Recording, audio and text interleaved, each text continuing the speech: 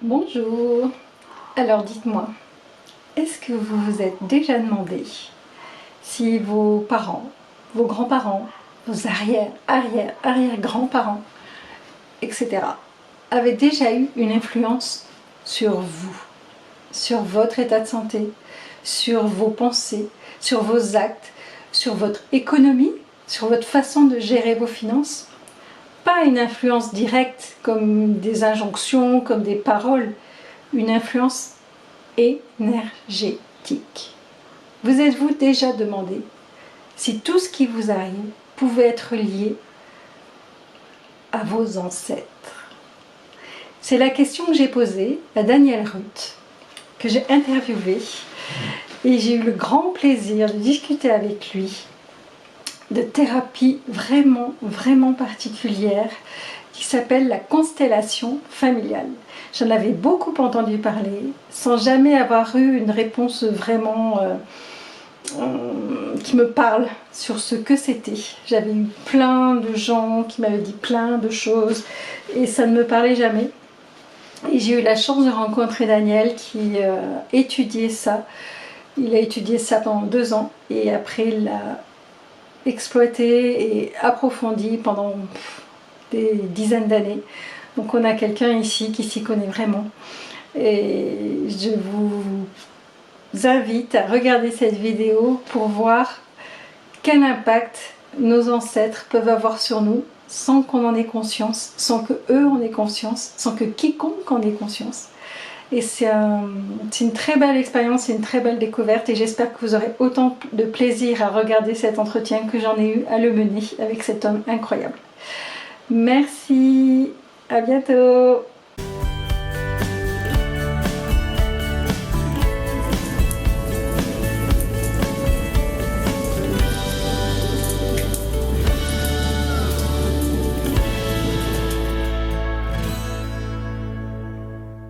Bonjour Daniel.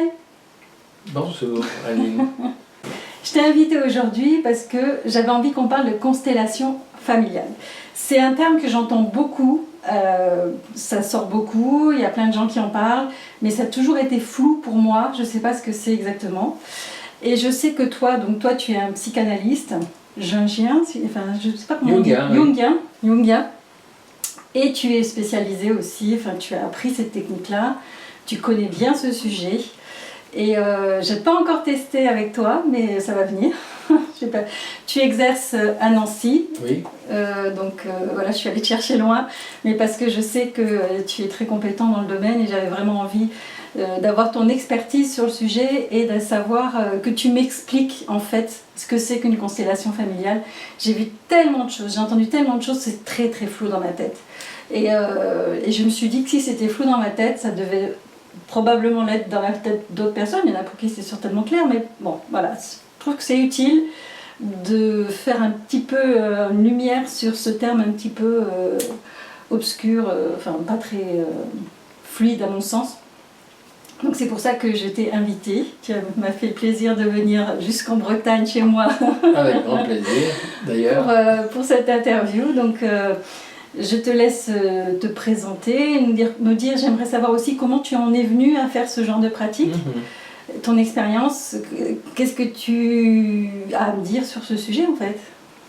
Alors bon, c'est à la fois très simple et relativement complexe le principe des constellations familiales qui se base sur les lois systémiques.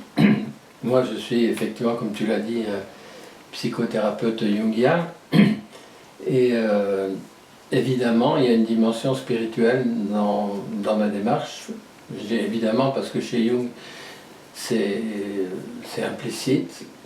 La démarche spirituelle, elle est laïque, elle n'a aucun fondement religieux, mais on voit bien qu'elle se rapproche de toutes les grandes traditions, qu'elles soient religieuses ou simplement traditionnelles dans les peuplades les plus primitifs. D'ailleurs, Jung a beaucoup étudié les peuples primitifs dans ses premiers temps.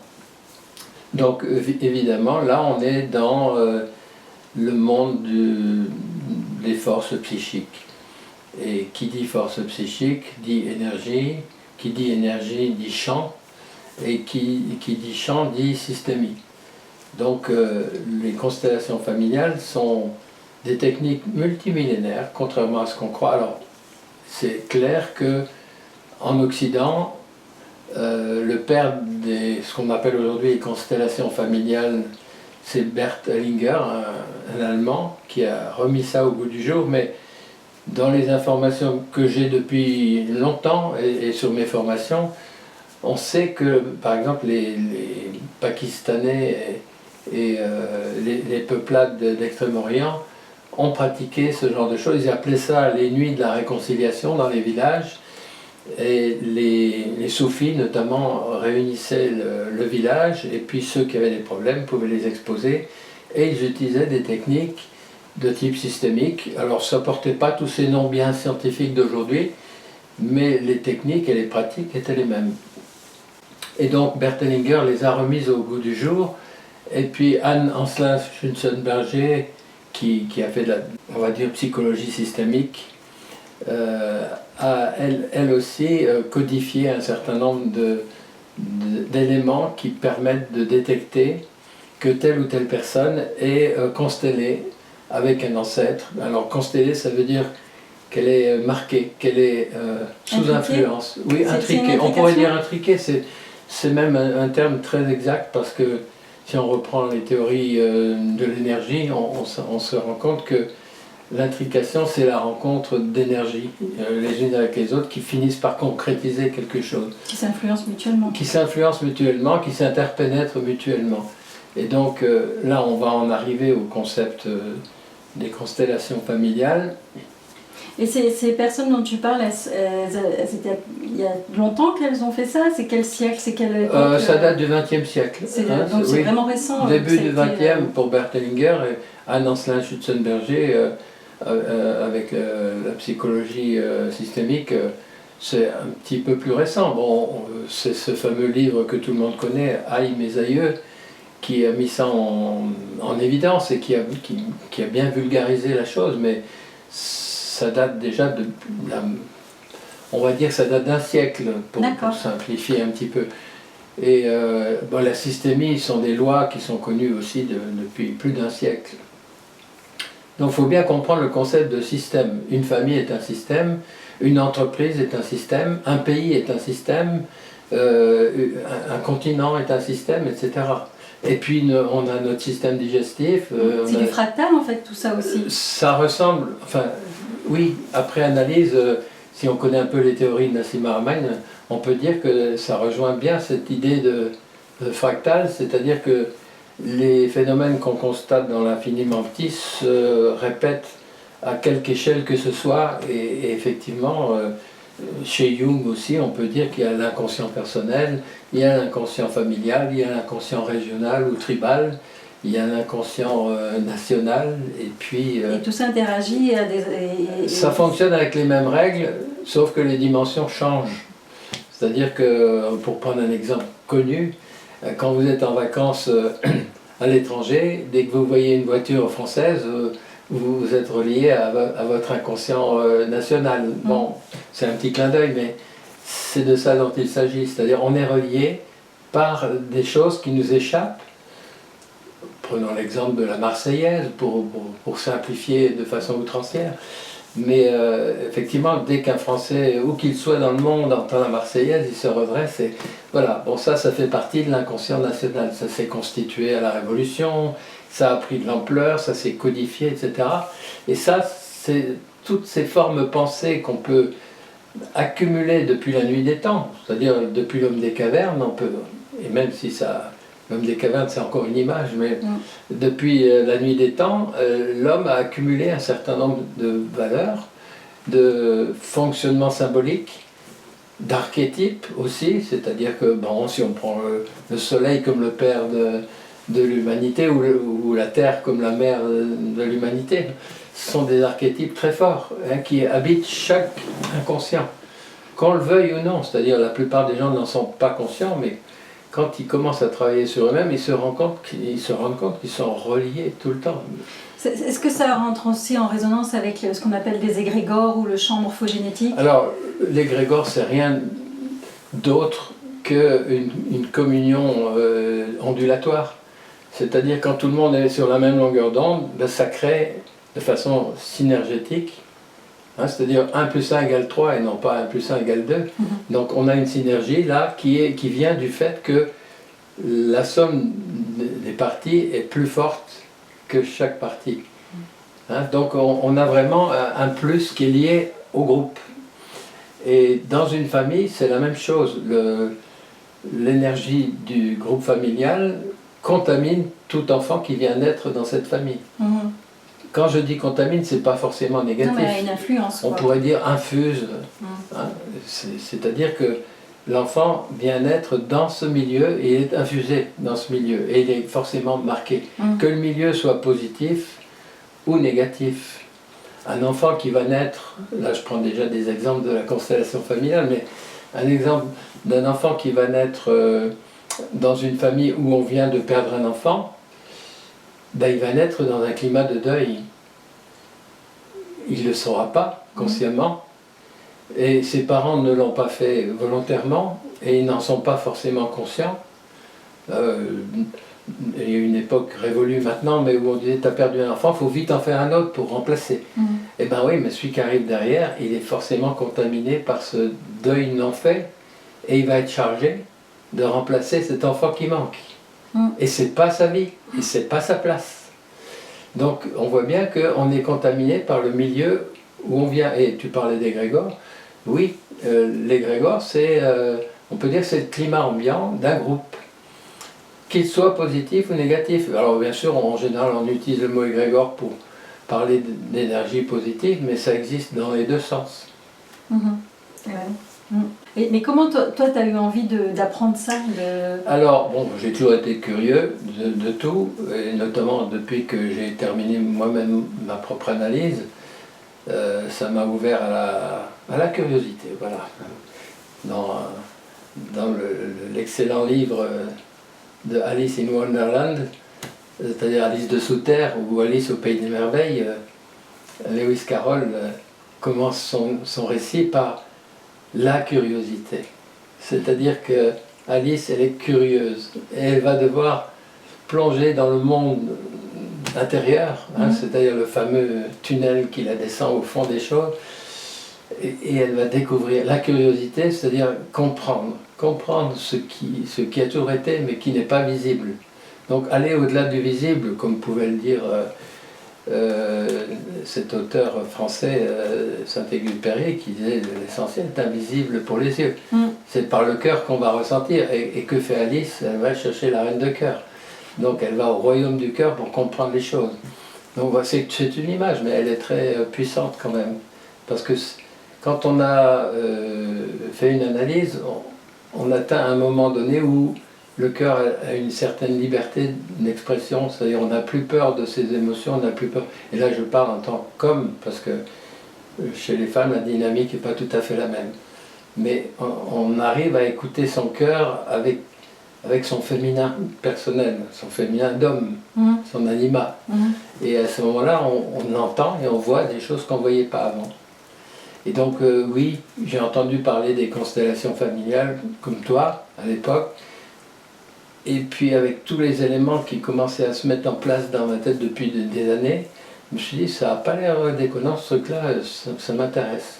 Et puis, comme toujours, la synchronicité, j'ai reçu une publicité d'un organisme qui faisait des formations aux constellations familiales. Je me suis renseigné, j'ai vu un peu de qui il s'agissait, etc. Je me dis, allez, banco, je vais faire, c'était sur 2 ans. Je me suis formé aux constellations familiales comme ça. Sur 2 ans au départ, parce qu'après c'est des années d'expérience, de pratique, puis de réapprentissage permanent, oui. Parce que là on est sur l'humain, on n'est pas dans une science exacte, on est dans quelque chose de beaucoup plus vaste. Voilà. L'humain et l'énergétique. Voilà, mais j'ai toujours été curieux. Bon, je suis pas un psychanalyste pur et dur, j'accède aussi aux thérapies brèves, comme le MDR, ou comme les constellations familiales par exemple. Il y en a encore d'autres, pas mal d'autres petites choses qui permettent à l'être humain de se sentir bien sans aller forcément faire une analyse de fond qui va durer des années, quoi. Oui, puis c'est les constellations familiales, de ce que j'ai compris en discutant avec toi, on peut, ça dure quoi, je ne sais pas combien de temps ça dure une constellation familiale. En 1 heure environ. Voilà, en 1 heure de temps, on peut débloquer des situations qui nous pourrissent la vie C'est depuis ça. des Et quand années. je dis 1 heure, il ne faut pas oublier, parce que c'est important de souligner pour pas que les gens croient que c'est si simple, ça demande une préparation. C'est-à-dire qu'on commence par faire un génogramme, hein, c'est-à-dire une espèce d'arbre généalogique de forme trémie, c'est-à-dire soi-même, ses parents et leurs frères et sœurs, ses grands-parents et leurs frères et sœurs, etc. Et on essaye de voir là, déjà les correspondances de prénoms, de dates, les parrains, les marraines, toutes ces choses qui marquent un enfant dès la naissance.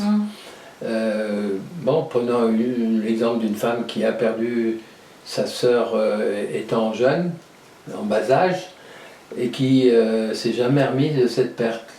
Lorsqu'elle va attendre une fille, il est possible qu'elle charge involontairement cette fille de remplacer cette petite sœur qui est morte prématurément. Et cette fille-là ne va pas pouvoir vivre sa vie correctement parce qu'elle aura au fond d'elle-même une espèce d'injonction, tu dois remplacer l'absente. Et toute sa vie, jusqu'au moment où elle en prend conscience, elle va essayer de remplacer l'absente. Et quand elle en prend conscience, elle peut faire ce travail de constellation familiale pour remettre la petite sœur à sa place, faire en sorte que sa mère comprenne qu'elle n'est pas responsable de la mort de sa petite sœur, que le deuil va se mettre en place, qu'on va ranger ça dans le monde du passé, et ça va libérer l'enfant, ou la jeune femme, de cette injonction inconsciente qui fait que tu dois remplacer la petite sœur qui est morte. Et ça n'est jamais dit, ça n'est jamais prononcé, ça n'est même jamais su consciemment, mais c'est agissant. Et donc il faut s'en débarrasser. Et le but des constellations familiales, c'est de créer ce champ énergétique. Alors on verra tout à l'heure comment. On crée un champ énergétique dans lequel un certain nombre de participants vont intervenir. Et ce ne sont pas des jeux de rôle, hein, c'est vraiment ce qu'on appelle la représentation. Et chaque personne qui représente telle ou telle personne du système familial va se mettre à ressentir des choses que ressentait, ou que ressent encore, la personne qu'elle représente. Donc ça, c'est le côté un peu magique et mystérieux des constellations familiales. Pour beaucoup de gens, tout ça, ça ne tient pas debout. Et pourtant, dès qu'on voit une constellation familiale et qu'on y participe en tant que représentant, on se rend compte qu'on est habité par des pensées, des émotions, des sensations physiques, etc., qui n'ont rien à voir avec soi, mais seulement avec la personne qu'on représente et qu'on n'a jamais connue. C'est simplement le champ énergétique qui est évoqué, et le fait que toutes les personnes qui se sont réunies là sont là pour rendre service à celles qui consultent, eh bien ce champ il va être là et il va habiter chaque représentant en fonction de son rôle tel qu'il est dans la réalité. Bah tiens, puisque tu en parles, je pensais y venir un peu plus tard, mais décris-nous comment se passe une séance. Alors une séance c'est très simple. Alors bien souvent la séance ne concerne pas qu'un seul consultant, il y a plusieurs personnes qui consultent, 2, 3, 4. On fait des séances où on regroupe, ce qui permet d'ailleurs aux gens d'alterner entre je suis consultant ou client ou bien je suis représentant, c'est-à-dire je rends service à d'autres. Hein, je prête mon corps comme une antenne à d'autres constellations. Donc qu'est-ce qu'on fait? On réunit un groupe de personnes, 20, 25, 30 personnes, et puis il y a des gens qui veulent consulter. On a préparé leur génogramme en avance, on a regardé les coïncidences de dates, de prénoms, on a analysé tous les faits marquants et importants du système familial, que ce soit fausse couche, avortement, incendie, faillite, immigration, emprisonnement, guerre, enfin tous les faits marquants, exclusion bien sûr, les gens qui prennent une place qui n'est pas la leur, comme quelqu'un qui se déclare l'aîné de la famille alors qu'il ne l'est pas, ou des choses comme ça. Bon. Et puis toutes les spoliations d'héritage ou d'autres, enfin quand le donné et le recevoir ne sont pas en équilibre.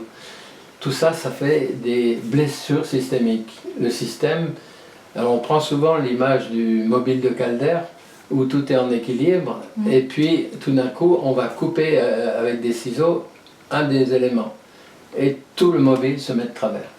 eh bien c'est ce qui se passe en systémie, dans un système familial ou dans une entreprise. Moi, on a parlé de constellation familiale, mais on peut aussi parler de constellation systémique. Tout système peut être constellé. Donc, on parle souvent des constellations familiales parce que c'est ce qui préoccupe le plus les gens, mais il y a des entreprises qui consultent parce qu'il y a un dérèglement systémique dans l'entreprise. Et on ne sait pas pourquoi, malgré tous les efforts de chacun, ça ne marche pas. Moi, j'ai vu un cas où le fondateur de l'entreprise avait été nié, spolié. Quelqu'un avait pris sa place et avait remplacé son... Et l'entreprise ne marchait pas. Parce qu'on avait nié le fondateur. Donc voilà, il y avait une exclusion et c'est une blessure systémique. Ou alors si le fondateur ne prend pas sa place de alors ça patron, peut être aussi dans l'autre sens. être, Ça peut être le fondateur qui ne prend pas vraiment sa place. Et donc ça aide à ce fondateur à se prendre sa place dans sa société. Et c'est-à-dire qu'on va le remettre à la bonne place. Alors qu'est-ce que c'est qu'une constellation familiale? J'y reviens. On va définir le problème, c'est-à-dire la personne qui consulte va dire je n'arrive pas à vivre correctement, ou je ne trouve jamais ma place nulle part, ou quand j'arrive dans un groupe, je suis transparent, personne ne me voit, ou bien j'échoue systématiquement à tout examen. Je me souviens de cette femme qui voulait passer le permis de conduire. 12 fois elle l'a passé, elle ne l'avait pas. Et quand on a mis en place la constellation, elle était maghrébine d'origine, et elle a placé son père, et son père a tourné le dos à tout le monde et regardait au loin. Et à chaque fois qu'on le consultait, il disait « Moi, il n'y a qu'une chose qui m'intéresse, c'est ça là-bas ». Mais quoi, personne n'en savait rien, jusqu'à un moment où le constellateur va chercher un membre de l'assistance et dit « Toi, tu es d'Algérie ». Et il le met en face. Et là, le père a la banane et dit « Ah oui ». On voit tout de suite qu'il s'éclaire, c'est ça qu'il veut. Et on voit aussi que la fille, elle vit en France, et qu'elle ne vit pas la mode algérienne, mais que le père, pour lui, les femmes, elles ne conduisent pas. Et donc la fille, elle est dans un conflit de loyauté avec son père. Donc quand on remet la France à côté, et que tout le monde peut consulter la France et l'Algérie, on concilie. Et à ce moment-là, la femme va pouvoir aller passer son permis, sans problème. Parce qu'on a dénoué le nœud énergétique qu'il y avait là. Alors ça, c'est un exemple très simple, qui peut même paraître un peu risible, mais c'est réel. C'est-à-dire que les inconscients familiaux jouent énormément. On ne fait pas ça chez nous. Donc voilà, on ne fait pas ça, il y a un interdit au fond du cœur de la personne.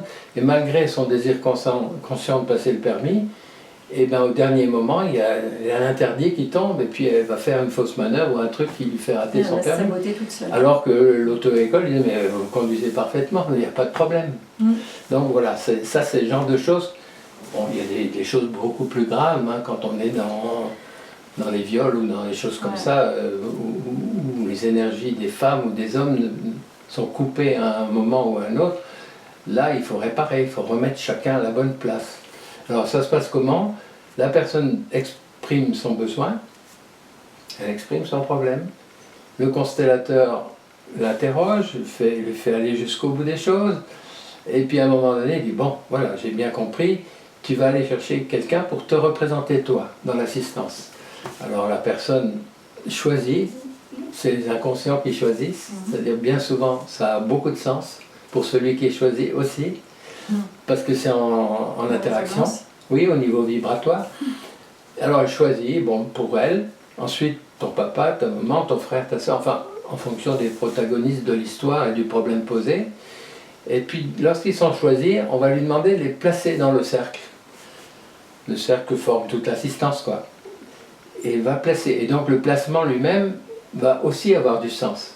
Quand on voit un mari qui est comme ça et une femme qui est comme ça, on voit déjà bien que le couple n'est pas forcément harmonieux. Bon, quand on voit le petit garçon à côté de maman tout serré et puis la petite fille à côté de papa et puis que les deux sont très éloignés, on voit bien qu'il y a des petits problèmes oedipiens qui ne sont pas résolus, etc., etc. Et ce placement-là, c'est la personne qui consulte, qui le fait initialement. Ensuite, elle se retire et elle devient spectatrice de sa constellation. Elle n'a plus le pouvoir. C'est la constellation qui commande. C'est-à-dire que même si elle ne veut pas entendre certaines choses ou s'il y a des choses qui se disent qu'elle ne reconnaît pas, c'est comme ça au fond. Et elle, la spectatrice, aujourd'hui, qui n'est pas complètement à jour au niveau énergétique, elle va assister à ça et s'imprégner de ça aussi.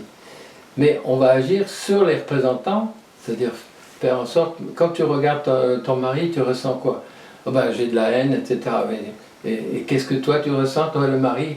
Ben, je suis honteux, j'ai commis des choses, j'aurais pas dû, etc. Bon, et on s'aperçoit qu'il y a des demandes de pardon, il y a des liens qui se recréent au niveau des âmes, c'est-à-dire au niveau de l'énergie.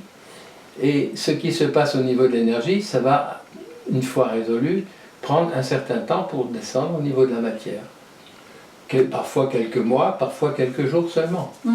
Moi j'ai connu des cas où dès le lendemain, la personne me téléphonait en disant bah, ça y est, ma mère que je n'avais pas vue depuis 20 ans, elle m'a appelé. Contre toute attente. Bon, voilà. Donc ça semble un petit peu magique et incroyable tout ça. Et moi ce que je conseille aux gens qui veulent faire des constellations, allez d'abord assister à une séance de constellation et puis accepter d'être représentant. Et là, une fois que vous l'aurez vécu, vous ne pouvez plus le nier parce que, effectivement, moi ça m'est arrivé personnellement, on me choisit comme grand-père, je vois passer mon fils et je me mets à pleurer instantanément. Alors que je ne connais pas les personnes, rien du tout. Ça monte tout seul. Donc je vois bien que je suis habité par une émotion qui ne m'appartient pas.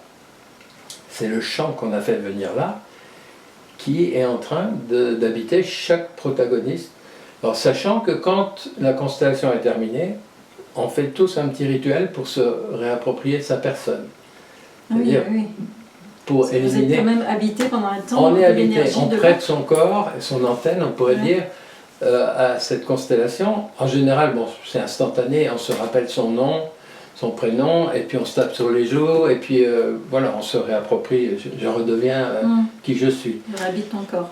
Mais il arrive parfois, quand c'est très fort et que la personne qui a été choisie est en vibration avec ces énergies-là, elle a du mal à les quitter. Donc dans ces cas-là, on a un petit rituel pour nettoyer complètement et pour faire revenir la personne dans son état initial. Oui, donc c'est anodin pour personne en fait cette histoire. On n'est jamais choisi par hasard, de toute façon. Maintenant, plus on en fait, plus on est neutre. Moi je sais que j'en ai déjà fait des centaines, donc je ne suis pas touché, c'est-à-dire je suis distant. Mais quand je suis en constellation, je suis proche, c'est-à-dire je joue le jeu et je suis habité. Mais je sais que c'est pas moi, je me souviens d'une fois, ma fille était venue assister à une constellation et je suis tombé en sanglots et ma fille était toute peinée pour moi, ah le pauvre papa, il pleure. Et je lui ai expliqué, je lui ai dit, mais c'est pas moi qui pleure, c'est la personne que je représente. Je comprends bien que l'instant d'après, ça n'a plus lieu, quoi. Donc voilà, c'est important de bien comprendre que c'est une représentation. On prête son corps et son antenne à une énergie qui n'est pas la sienne. On vient rendre service, c'est tout. Mais du coup, des personnes qui peuvent être hypersensibles ou toi qui sont hyper fragiles, il vaut mieux pas qu'elles fassent ça comme... on a le droit de refuser d'être choisi. Ouais. Hein, si par exemple, quelqu'un vient consulter puis qu'il dit « Est-ce que tu acceptes d'être ma mère ?» La personne dit non, je ne me sens pas, bon, ben, c'est pas bon, on choisit quelqu'un d'autre. Il arrive aussi que quelqu'un accepte et que le constellateur sente tout de suite qu'il ne faut pas. Donc il dit non, choisis quelqu'un d'autre. D'accord. Parce que c'était pas la bonne personne, ça arrive. Donc ça on sent que la personne... Alors il y a des gens qui se croient obligés de jouer un rôle, donc on leur explique bien, et on le voit tout de suite, hein, dans la constellation, ça ne marche pas. Donc on change la personne parce que le représentant n'est pas prêt à être représentant. C'est-à-dire il faut accepter d'abandonner toute prérogative intellectuelle. Il ne s'agit pas de penser, ni de cogiter, ni de se dire qu'est-ce que je dois faire, qu'est-ce que je ne dois pas faire. Non. Je ressens rien, je ressens rien. Je ressens du chagrin ou de la colère. On le voit, hein, de temps en temps, il y a un représentant qui a les poings serrés comme ça, on sent qu'il est en colère. Parce qu'il a une attitude de colère. Et du coup, les représentants, vous faites quoi? Il y a une induction, il y a une méditation? Alors, au départ, on médite. Au départ, pour se centrer sur ce qu'on va faire. Bon, ça c'est juste un préalable à toutes les constellations. Ensuite, quand on est placé, le constellateur va passer auprès de chaque représentant en lui disant qu'est-ce qui s'est passé pour toi depuis que tu as été choisi et placé. Alors la personne dit bah moi je me sens très tendu, très fermé, je regarde par terre, je sais pas ce que je fais là, etc. Bon, par exemple. Ou bien au contraire, moi, depuis qu'un tel a été placé, là, je ne fais que regarder cette personne, et il y a qu'elle qui m'intéresse. On voit tout de suite les liens qui se passent. Ou bien moi j'ai du chagrin, ou quand celui-là est passé près de moi, j'ai eu des frissons, j'avais peur, enfin, etc. Donc on voit bien que, et même des fois les gens ont oublié qui est celui qui est passé. Est-ce que c'est un grand-père, un fils? Ils ne savent pas, mais ils savent que ce personnage-là, non, ils n'en veulent pas. Donc le constellateur, lui, il sait de qui il s'agit. Et en principe, chaque représentant essaye de savoir qui il est et de qui il s'agit. Mais c'est pas nécessaire, parce qu'il prête seulement son antenne et il n'a pas à cogiter. Du coup, c'est pas un truc qui est fait sous hypnose ou sous induction. Du tout, du tout. La personne est passée On là, demande tout d'un seulement coup, de faire ça- le vide. Ouais. Le vide, c'est-à-dire de ne pas avoir de prétention, de pas... Donc, ok, donc en fait, il n'y a pas d'induction, il n'y a pas d'hypnose, c'est juste, on place la personne dans le... Enfin, le consultant place les gens au milieu de la pièce. Oui, la personne qui consulte, Oui. c'est-à-dire celui qui a un problème. Voilà. On appelle souvent le client pour pas qu'il y ait de confusion. Voilà, le client place les personnes. Il choisit quelqu'un pour le présenter lui-même. Voilà. Représenter Oui. lui-même. C'est pas lui qui... Et ensuite, il choisit quelqu'un pour représenter tous les protagonistes familiaux qui concernent son affaire. Donc tous les gens sont là, et ce sont des gens qui ne sont pas sous hypnose, qui ne sont pas en état modifié de Non, conscience. c'est des gens lambda. C'est des gens qui sont là, juste C'est ça. là, qui ont fait un peu le vide dans leur tête et qui après se laissent envahir par les émotions qu'ils Ils sont ressentent. seulement à l'écoute de leur corps, de leurs émotions, de leurs pensées, de leurs sensations, c'est tout. Par exemple, on place une personne, on place une fratrie, il y a 3 enfants, l'un à côté de l'autre, et puis il y a celui qui est l'aîné, qui est en début de film, qui dit « je me sens pas bien, j'ai très froid là ». Il y a des protocoles, il faut savoir qu'il y a plein de protocoles. Non, c'est pas un truc comme ça qu'on invente. Il y a des protocoles, 2 ans de formation, c'est pas rien. Et donc, le constellateur va chercher quelqu'un, va le mettre là, et la personne dit « ouais, ça va mieux ». C'est-à-dire qu'il y avait un membre de la famille là qui manque. Peut-être une fausse couche, peut-être un avortement. On ne sait pas toujours exactement de qui il ressort, mais c'était quelqu'un de la fratrie qui manquait. Souvent, il y a des fausses couches dans le premier mois, la maman ne le sait pas, et ça arrive. Bon, ça arrive beaucoup plus fréquemment qu'on ne le croit. Donc, c'est pas une banalité, mais presque les conceptions comme ça qui n'aboutissent pas, il y en a beaucoup plus qu'on ne croit. La plupart des femmes disent « bah oui, je me souviens, j'ai eu des pertes à ce moment-là, j'ai vu le médecin, il a dit que c'était rien ». Bon voilà. Mais c'était pas rien. Même ça, juste un œuf qui... La femme n'est même pas consciente qu'elle est enceinte et c'est perdu, même ça, Mais ça c'est a un enfant impact. non né qui est venu dans cette fratrie, donc il est absent de la fratrie tant qu'il n'est pas intégré. C'est-à-dire qu'il y a une énergie là, dans cette fratrie, qui manque. Et celui qui dit « moi je suis l'aîné », ben, il vit une vie d'aîné alors qu'il n'est pas l'aîné. D'accord. Ah oui, ça perturbe, c'est les chaises musicales. Donc quoi, il n'est ça pas à la perturbe bonne tout place. Ouais. Il n'est pas dans sa place. Que c'est très important, la place, il y a 3 grandes lois. Je parle que des grandes lois, il y en a plein d'autres, mais 3 grandes lois qui sont... La première, c'est la loi d'appartenance, c'est-à-dire j'appartiens au système. Donc on l'appelle aussi la loi d'exclusion parce qu'il y a des blessures chaque fois qu'on a exclu quelqu'un, volontairement ou pas. Par exemple, une fausse couche insu, c'est une exclusion involontaire. Un avortement caché, c'est une exclusion, etc. etc. Donc, mais il y a aussi le bannissement. Par exemple, une fille, il y a un siècle, une fille se retrouvait enceinte sans être mariée, le père la chassait de la famille, bon, ben, c'était une blessure systémique pour tout le système familial. Qui peut avoir un impact encore aujourd'hui. Ben, bien sûr, oui. L'impact, il est souvent sur 2, 3, 4 générations suivantes. On va jusqu'à 7. Ah oui. Oui, jusqu'à 7 générations. Donc, quand on voit qu'il y a quelque chose qui s'est répété sur plusieurs générations, bien souvent on cherche à quel degré ça s'est passé. C'est hyper compliqué parce qu'on ne sait pas forcément. Non, mais on a des protocoles, c'est-à-dire on aligne, par exemple, il y a un problème de femme où une femme n'a pas l'énergie féminine. On va aligner 7 femmes, et puis on va prendre la première, on lui dit « est-ce que tu as l'énergie ?» Ben non, j'ai pas l'énergie. On va à la suivante, est-ce que tu as l'énergie? Non, j'ai pas l'énergie. On va à la 4e, est-ce que tu as l'énergie? Oui. Bon, on sait à quel endroit c'est. Il y a l'arrière-grand-mère, là, il y a eu quelque chose qui s'est passé à ce niveau-là. Mm. Pourquoi elle n'a pas pu transmettre l'énergie des femmes? Il a manqué quelque chose. Et donc, à ce moment-là, on peut savoir par rapport aux événements graves ou importants qui ont eu lieu, aux dates, enfin, etc., on peut savoir. Ou même des fois, on ne sait pas, on va seulement remettre l'énergie. Donc, on a des protocoles pour faire circuler l'énergie des femmes ou des hommes, enfin, dans les systèmes. Parce qu'il y a des grandes lois, hein, il y a la loi de la vie, mais il y a la loi aussi du destin, il y a la loi du karma, il y a un certain nombre de lois qui influent sur les systèmes familiaux. D'accord. Pour lesquels on a un peu de pouvoir ou on n'en a pas. Par exemple, par rapport à la loi du karma, on n'a pas de pouvoir.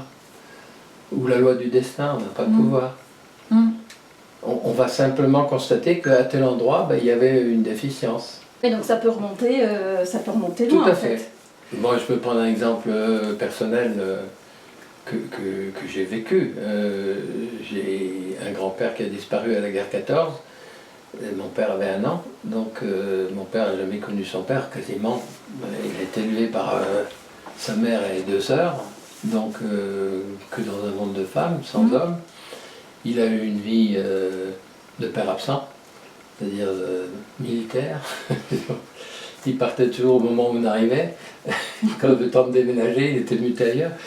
Et donc, c'était difficile. Et moi, j'ai été conçu, à son insu d'ailleurs, quand il est rentré de captivité en 1946. J'ai été conçu, enfin il est rentré en 1945 et j'ai été conçu en août 1945. Et il se trouve que mon grand-père a disparu le 20 août 1945. Et j'ai été conçu le 20 août 1946. Pardon, mon grand-père a disparu le 20 août 1914. J'ai été conçu le 20 août, c'est-à-dire équivalence jour-mois, qu'une date que mon père n'a jamais connue. J'ai découvert cette date dans les archives militaires en généalogie que j'ai retrouvées. Mon père était déjà décédé depuis 5 ans, donc il n'a jamais connu cette date. Donc c'est fou, hein, on voit les forces de l'inconscient qui sont à l'œuvre. Et bien sûr, moi j'ai moi-même été un père absent pendant un bout de temps, et j'ai remplacé ce père absent dans la tête de mon père, c'est-à-dire que la loi du rang, que j'ai pas citée tout à l'heure, il y avait la loi de l'appartenance, la deuxième loi c'est la loi du rang. Les parents sont avant les enfants. Mais quand un enfant remplace un grand-père, eh bien la loi est bafouée. C'est-à-dire que j'ai pris la place du grand-père par rapport à mon père. Et ça, c'est absolument anormal. Donc, quand on fait une constellation, on remet chacun à sa place. Moi, je suis le fils qui doit le respect à son père et à son grand-père, et je ne suis pas le grand-père qui va commander son père ou qui va... Donc, chacun doit être remis énergétiquement à sa bonne place. Ça, c'est la loi du rang. Et la troisième loi, c'est la loi de l'équilibre du donner et du recevoir. C'est-à-dire que chacun doit recevoir autant qu'il a donné et chacun doit donner autant qu'il a reçu. Et ça, par exemple, dans les spoliations d'héritage, tout ça, ou même simplement sur l'amour. Il y a des gens qui donnent de l'amour et qui n'en reçoivent jamais, et il y a des gens qui reçoivent beaucoup d'amour et qui n'en donnent jamais. Eh bien, le système est lésé. Déséquilibre. Oui, le système est déséquilibré. Et ça devrait habiter toutes les têtes en permanence. Et ça se voit dans les constellations. Ah bah oui, bien sûr, oui. Oui, ça se voit dans la vie de chacun. Par exemple, des gens qui disent « moi je n'arrive jamais à garder un peu d'argent ». Dès que j'en ai, il disparaît tout de suite. Donc on voit bien là qu'il y a un marquage, il y a une spoliation quelque part qui se passe, il y a une programmation, tu ne peux pas avoir d'argent. Bon, et on va rechercher la cause dans la généalogie. Et une fois qu'on a réparé, les choses deviennent plus fluides. Ok. Ah oui. C'est impressionnant. Hein. Oui. Ouais, il faut vraiment que je fasse ça. Ah ben, moi qui suis très cartésien, parce que j'ai pas été toujours psychanalyste, j'étais informaticien dans ma première vie, donc très logique, booléen, cartésien, ça me choquait un peu au départ. Je me disais, mais c'est trop gros ce truc. Mais une fois qu'on l'a vécu, on ne peut plus le nier. On ne peut plus dire ça n'a pas eu lieu. J'ai senti, j'ai vécu des choses d'une personne que je n'ai jamais connue, que je ne connais même pas la personne qui consulte, ni rien. Et la personne qui consulte, quand elle m'entend, elle dit on croirait entendre mon grand-père. C'est-à-dire, il s'exprimait pareil, il disait les mêmes choses. C'est très étonnant, très étonnant. Ah, ça donne envie d'essayer. Il faut essayer. Moi, Je ne demande pas aux gens de croire, je dis essayez. Venez, assistez. Si vous êtes choisi, acceptez. Parce que là, vous allez vivre une grande expérience. Oui, c'est peut-être bien aussi, avant de le faire pour soi-même, de le vivre en tant que comment t'appelles ça? Spectateur déjà. Oui, mais même après représentant. Oui. Parce que je pense que moi, peut-être que ça me rassurerait sur la validité du truc, de le sentir de l'intérieur, qu'effectivement les gens, c'est comme pour tout le monde. On est habité par ça, quoi. Tout le monde le dit. Tout le monde dit, moi j'y croyais pas, et le fait d'avoir été représentant, ça m'a confirmé que c'était pas du bidon, quoi. C'était vraiment une expérience.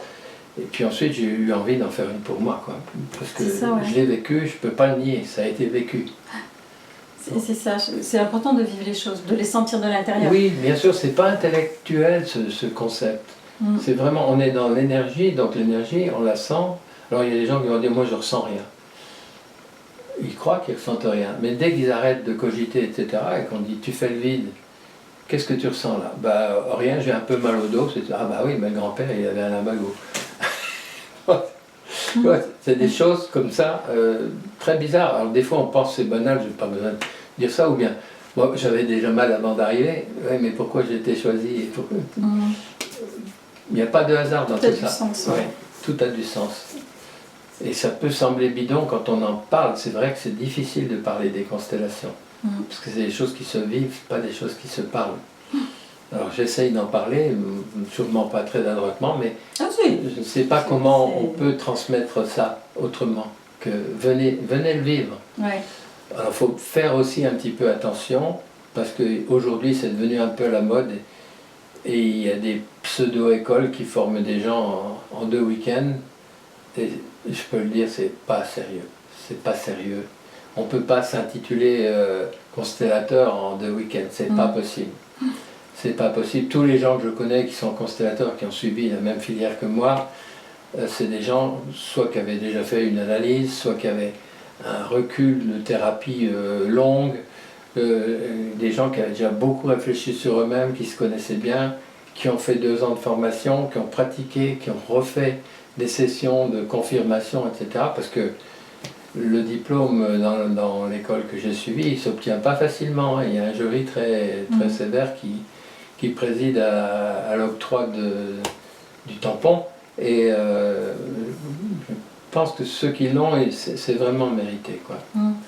Et donc il y a des écoles qui sont très bonnes, et puis il y a quelques charlatans qui vendent des ersatz, quoi. Qui vendent oui, même j'ai vu passer des gens qui se disent constellateurs, mais qui n'ont pas fait de formation particulière, ils se disent juste médium, donc ils font des constellations, et ça ressemble... Enfin, on peut se poser des questions sur la validité de ce travail. Moi je ne sais pas, parce que je ne vais pas cracher sur les médiums, il y a des médiums qui sont en contact avec le champ. Donc il n'y a pas que les gens qui font des constellations qui peuvent être en contact avec le champ, il y a des vrais médiums qui peuvent contacter le champ et ressentir ce que ressentent les représentants. Donc peut-être qu'il y en a qui font du bon travail. Mais comment les reconnaître, c'est difficile. Hein, donc ce qui est important, c'est de visiter, parce qu'on peut être seulement spectateur dans les constellations. On vient, on paye son entrée. Quand je dis on paye son entrée, il y a une contribution, parce que même quand on vient seulement être spectateur, on bénéficie toujours de ce qui se passe au niveau énergétique. Il y a des compréhensions qui se font jour intérieurement, donc c'est pas neutre, c'est pas innocent, donc c'est important qu'il y ait une contribution pour que le donner et le recevoir soit équilibré. Voilà. Mais celui qui consulte, en général, il a déjà assisté plusieurs fois à des constellations. Ou alors il a été guidé par un thérapeute, comme ça m'arrive parfois, de guider certains patients, parce que je vois bien qu'ils sont habités par quelque chose qui ne leur appartient pas en propre, et qu'il y a des choses au-dessus. Alors ça peut se régler en thérapie, mais ça peut mettre des années, alors qu'en constellation, on peut faire ça en quelques heures. Donc pour moi, les thérapies brèves, elles peuvent être utiles pour gagner du temps dans les thérapies de fond, bien sûr. La thérapie de fond n'est pas le seul moyen d'évoluer. Et ça, du coup, ça a un aspect beaucoup plus énergétique que peut être une thérapie. Complètement, mais parfois il y a juste un nœud énergétique, il y a quelque chose qui ne passe pas, la constellation va le libérer. Et la thérapie peut mettre des années à le libérer parce que c'est pas identifié aussi clairement. Ok. Donc voilà, c'est pas incompatible. On est dans du soin énergétique quand même, vraiment là. Bah oui, bien sûr, puisque le chant c'est de l'énergie. Ouais. Donc dès qu'on est. D'ailleurs, le constellateur, quand il travaille, il ne coupe jamais le chant. Il ne va jamais interférer dans le chant. Et tous les déplacements se font sans couper le chant. À l'extérieur. Bah oui, parce que sinon il y a une interférence. Là, on est dans un système où l'information circule dans le champ, c'est-à-dire dans le cercle qu'on a formé avec les représentants. Donc ça semble magique comme ça au premier abord, mais dès qu'on étudie un petit peu le fonctionnement énergétique de l'univers, on comprend très bien que c'est possible. Oui, quand on a des notions d'énergétique, de feedback, rétrofeedback et de l'information qui circule et qui s'informe d'elle-même, etc. Et des corrections qui peuvent être faites énergétiquement, on comprend que ça n'a absolument rien de magique. C'est juste que la science ne sait pas encore l'expliquer. Voilà. Et puis l'intention de celui qui consulte.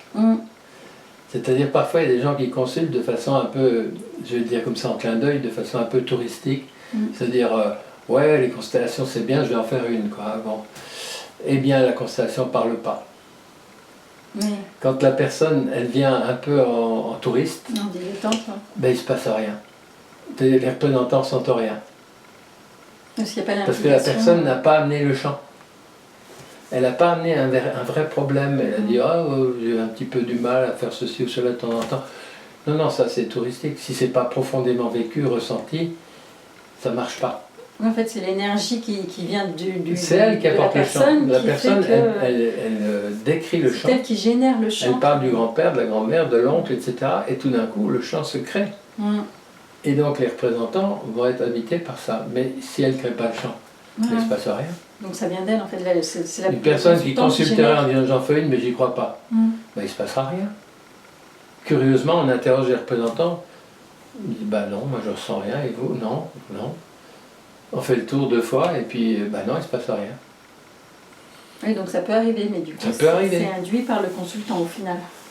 Oui, bien sûr. Mais si le consultant, lui, il est vraiment très sincère et il est vraiment là pour un soin, ça fonctionne à tous les coups. Ça parle toujours. Donc voilà. Donc c'est pour ça qu'on peut aussi entendre des gens qui disent oh bon moi j'ai fait ça, ça n'a pas marché. C'est parce que eux n'ont pas amené. Oui, bon, il ne faut pas les culpabiliser. Ils ne savent pas qu'ils n'ont pas été assez impliqués dans leur affaire. Il y a beaucoup de gens qui demandent la baguette magique. Dire bon j'ai un problème, essayez de m'arranger ça. Quoi. Oui, c'est ça. Ouais. Non, se dédouane du truc. Tu ne peux rien arranger si tu ne te mouilles pas. Parce qu'en fait, qui est-ce qui est aux commandes là-dedans? C'est celui qui consulte. Comme toujours, je veux dire. Quelqu'un qui vient faire une analyse, c'est pas le thérapeute qui fait le travail, c'est l'analysant. Donc, si l'analysant il vient et il dit bah, vous êtes psychanalyste, alors 2 coups de baguette magique, vous allez m'arranger tout, ben non. Ben non. Non, c'est vous qui allez faire. Si vous ne faites pas, il ne se passera rien. Donc voilà. Du coup, ça m'amène à te poser la question, quel est le profil des gens qui consultent pour ce type de soins? Bah, comme je l'ai expliqué tout à l'heure, bon, déjà ceux qui sont un peu informés, qui ont déjà assisté à plusieurs et qui disent ah ben oui, moi j'ai l'histoire du permis de conduire, ça semble bête, banal, mais non, c'est pas banal du tout. Elle est face à un vrai problème. Oui, parce que je suppose que ça a d'autres impacts dans sa vie. Une entreprise qui n'arrive pas à avoir de la trésorerie, c'est pas innocent, il y a quelque chose. Quand c'est récurrent sur des années, il y a un problème de fond. Voilà. Une personne qui a des problèmes sexuels tout le temps, si on monte dans les généalogies, on va rencontrer des incestes, des viols, des choses comme ça, bien sûr, oui. Donc c'est habité par l'inconscient familial. C'est les fameux secrets de famille dont on parle, les non-dits, ou les hantises. Moi j'aime bien le mot hantise parce qu'il fait référence aux fantômes, ce qui hante une famille. Effectivement, c'est une forme de pensée qui hante une famille. Et c'est d'autant plus fort que ce n'est pas dit. Plus c'est caché, c'est comme disait Françoise Dolto, on dit rien, mais l'enfant il sait. C'est enquisté quoi. C'est-à-dire l'enfant il sait qu'il se passe quelque chose à un moment donné. Comme la petite fille dont parle Françoise Dolto, elle vient en consultation, la maman avec sa petite fille, et puis elle dit bon ben voilà, elle a tel ou tel problème. Et puis, au bout de quelques minutes, Françoise Dolto dit à la dame, vous avez avorté? Et la dame fond en larmes en disant, mais comment vous pouvez le savoir? Elle dit, votre petite fille vient de me le dire 2 fois. Elle a pris la poupée, elle vous l'a mise entre les jambes. Oh la vache. Ouais. Et donc, voilà, les enfants savent. Ça, c'est de l'inconscient familial. Donc c'est dans le non-dit que ça se passe. Alors évidemment, quand elle aura l'âge de raison, elle va oublier tout ça, la gamine. Elle sait parce qu'elle est petite et qu'elle sent. Mais quand l'âge de raison s'en mêle et que l'intellect prend le dessus, ben souvent on ne sait plus. On ne sait plus, mais ça habite toujours à l'intérieur. Et ça gêne. Et donc, c'est encore Dolto qui disait, on me consulte, il y a un bébé qui est en train de mourir après la naissance. Et j'arrive et je vois le bébé qui suffoque et tout. Et puis la grand-mère qui est là et qui dit, oh, bah, chez nous c'est toujours pareil, le premier ne survit pas. Ah voilà. Elle dit, j'ai fait une ordonnance, interdiction à la grand-mère d'approcher le berceau. Voilà. C'est une malédiction qu'elle jette là. C'est presque, oui, c'est quelque chose comme ça, c'est une forme pensée qui va habiter la famille puissant, parce que c'est dit comme ça, voilà. Mais des fois c'est même pas dit, c'est mais juste dessus. c'est ressenti par tout le monde, au fond, Ouais. inconsciemment. Et ça habite. Et il faut s'en C'est débarrasser. agissant. Voilà. Oui, donc en fait, ça s'adresse à toute personne qui. Il n'y a pas de profil type. Ouais, à n'importe qui, quoi. Non, le vrai pervers, il ne peut pas consulter. Mm. Il est conscient de rien. Le problème, c'est toujours les autres. Donc, quelqu'un qui ne se remet pas en cause, c'est même pas la peine qu'il consulte. Ce n'est pas une baguette magique, ce n'est pas une solution de facilité du tout. C'est impliquant et c'est même parfois douloureux au moment où on le vit. Et puis, c'est soulageant parce qu'une fois que ça a été vécu et sorti, toute l'énergie disparaît, l'énergie négative disparaît et la renaissance arrive, quoi. Donc c'est vraiment, c'est pas une thérapie facile ni simple parce qu'il y a la préparation. Bien souvent les gens, le simple fait de consulter, de dire je veux en faire une et de rechercher les éléments de leur généalogie dans la famille, de téléphoner à l'oncle, à la tante, ils apprennent des choses qu'ils ignoraient. Et avant que la constellation ait lieu, il y a déjà des choses qui se sont passées en eux, parfois. Oui. Parce qu'ils ont découvert des secrets de famille, justement. Mais le fait de les mettre en œuvre et de les mettre en scène, surtout qu'il ne faut pas oublier que le consultant est spectateur de sa constellation. Et ce que je n'ai pas dit, c'est quand la constellation est finie, alors elle est finie au moment où tous les protagonistes sont au repos, sont au calme, ne ressentent plus rien. Là, c'est fini. Et à ce moment-là, on va chercher la personne qui consulte et on l'amène dans le cercle et elle prend la place de celle qu'elle avait désignée pour la représenter. Donc celle qu'elle avait désignée, on l'enlève du cercle et on lui demande d'embrasser tout ce qui vient de se passer à l'intérieur d'elle-même, en regardant dans les yeux chacun. Et voilà, ça se termine comme ça. Wow. C'est une clôture du soin, quoi. C'est la clôture du soin, c'est-à-dire tout le monde est au repos, tout est au calme, toi tu n'y es pas encore, mais tu as assisté au futur de ta personne. C'est-à-dire le monde des âmes est en avance sur toi et progressivement il va descendre chez toi, dans ton physique. Ouais. Ça prend aussi du temps, parce que moi, j'ai pas fait de constellation, je pense que je vais y venir, mais j'ai fait des soins, tu sais, sous hypnose, des soins énergétiques, de nettoyage aussi, comme ça. Et je sais que ça m'a pris plusieurs semaines et j'ai senti des bouleversements énergétiques à l'intérieur de moi. J'ai eu des montagnes russes émotionnelles. J'ai senti que j'avais des comportements que je perdais, d'autres que je... Il y avait vraiment des changements que je voyais, que je percevais. Est-ce que ça se déroule aussi comme ça pour un consultant? Oui, ça se déroule comme ça pour une raison simple. Je crois que tu fais de la médecine chinoise. Oui. Bon, tu comprendras tout de suite. Quand on soigne l'énergie, ça met un certain temps à ce que ça descende dans le corps.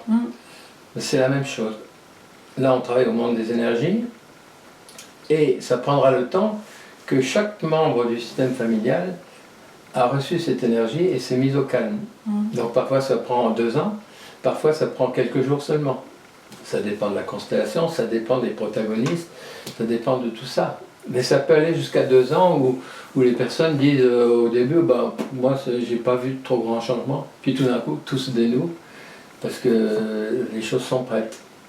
Et ça, c'est agissant sur le consultant, mais du coup, comme c'est une thérapie familiale, est-ce que les membres de la famille qui ont été symbolisés dans cette expérience, pour eux aussi, ça a induit des changements, des Évidemment, mouvements puisque énergétiques. le mobile de Calder est réparé. Donc chacun va retrouver sa vraie place.